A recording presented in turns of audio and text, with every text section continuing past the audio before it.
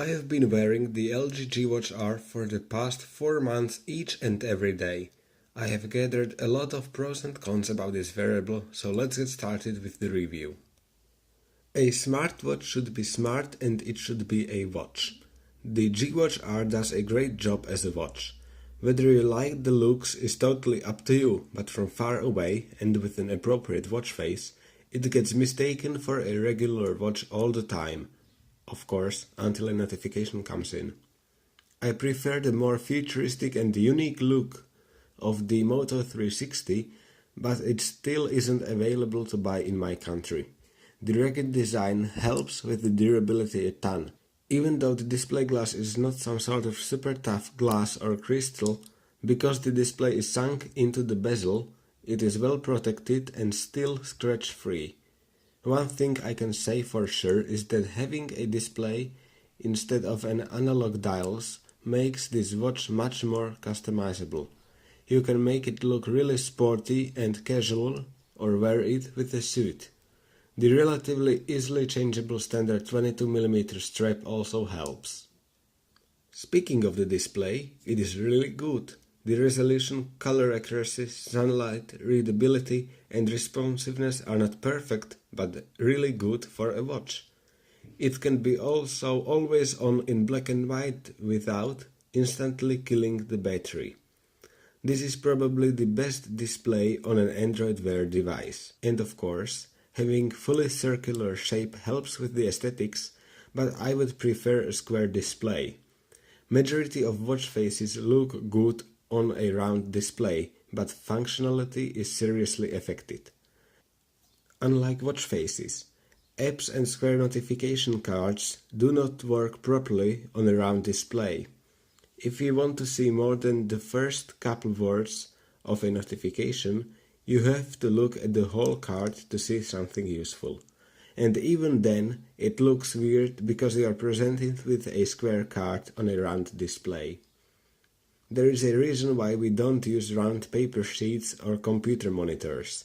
If you do not trust me, cut out a round sheet of paper and try to write or doodle onto it. It just isn't right. The same thing applies for watches. It is fine for analog or even digital dials, which do not do anything else than telling the time. But you want a smartwatch because it can do more than a standard watch. Okay, but what about performance? Again, it is okay for what it is, but it has a relatively powerful processor and enough memory to run silky smooth. The problem is, it doesn't. Sometimes animations drop frames, but that isn't the biggest issue. The really disturbing fact is that Android Wear crashes frequently. These are not total freezes, usually, but minor glitches, which make the total experience feel less complete. Looking back, I think that there are more glitches in the newest Android Wear based on Android 5.0.2 than there were on the previous version based on 4.4.4. I have used a Nokia Lumia 530 just as an experiment, which has less powerful specs and more performance-hungry display, but all the animations were much smoother on the Nokia. This proves that hardware isn't the problem, the software is. A $100 Windows phone can do much more with worse specs and maintain better performance and stability than a $300 watch. That's a serious problem. I would also talk about comfort, but there isn't much to say. It feels just like a regular watch, and if you are used to wearing a watch, you will forget it's there. The strap is made out of leather, but out of the box it felt more like cardboard. Once it breaks in, it's much better. I was thinking about switching out the band for a rubber one, just because leather isn't the most sweat-resistant material. If you do a lot of sports, find another band. The most frequently asked question I get is about battery life. The answer is pretty simple. 1 day with very heavy usage, 2 days of normal use, and 4 days with very little notifications and no interaction. The charging from 0 to full takes about 60 minutes and is effortless because of the simple magnetic charging cradle which plugs into a regular micro USB cable. Even though many people think that having a tiny computer on your wrist is useless, I can reassure you that it comes in handy from time to time. Especially the ability to Google anything without having to pull your phone out of your pocket is super useful. Not just searching for facts, but quick unit conversion or calculation are not the only important features. Looking back, I can say that my habits have changed. I do not check my phone every minute. It is always in silent mode, and I delete all useless emails right from my wrist. I do not reply to emails individually, unless it's a short message and I can dictate the reply from the watch, but I wait till a few emails need attention and then I reply to all of them at once. Even though the developer adoption has been slower than I would like, I'm really happy to see that all the major messaging apps like Facebook Messenger and WhatsApp support voice reply. The thing holding this device back, and almost all smartwatches right now, are developers. Not only third party, but in this case also Google itself. Basic features should be built in and the operating system shouldn't crash every time you try to do something. The ability to download and change watch faces is essential and should have been there from the beginning. Right now, Android Wear is really basic. There are a few apps in the Play Store which show that there is potential and wearables can add to the smartphone experience, but more developers have to get on board.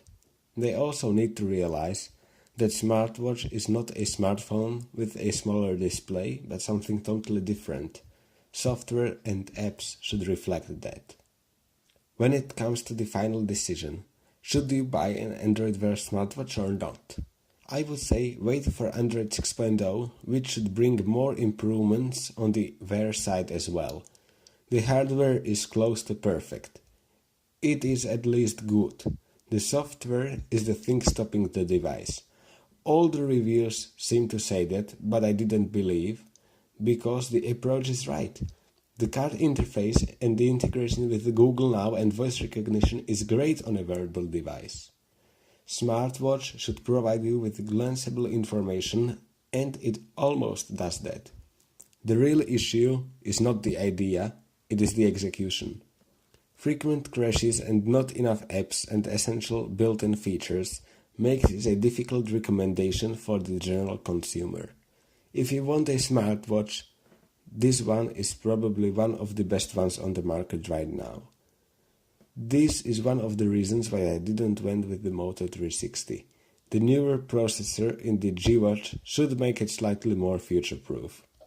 With that said, Apple Watch is basically out, so I would at least try that one in the store, even if you do not own an iPhone. There is also the new Pebble Time, compatible with both iPhones and Android phones, with 7-day battery life and an improved color screen. At first, I was a little bit skeptical about the Apple Watch, mainly because of the software, but it seems like Apple knows what it's doing. The most important fact, at least for me, is that they are not trying to make a smartwatch with a round display. Square or rectangle makes much more sense. To offset the nerdy look, Apple went with premium materials and range of easily interchangeable straps.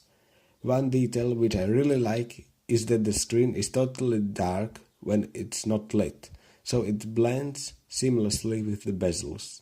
And at least the Apple Watch works well as a fitness tracker. I didn't even bother to mention that the heart rate monitor on all Android Wear watches is inaccurate even if you are sitting still, and the built-in Google Fit app can only count steps and active time. My hope is that Google fixes most of the bugs as soon as possible, adds at least some of the essential features, and last but not least, encourages developers to optimize their notifications and apps for wearables. As of this review, Google has officially unveiled the update to Android Wear. The new features should bring its offering closer to the Apple Watch. I will post a second video when my watch receives the software update in the coming weeks. Unfortunately, it seems like the G-Watch and G-Watch R won't get Wi-Fi support. I'm already excited to see the next generation of wearables.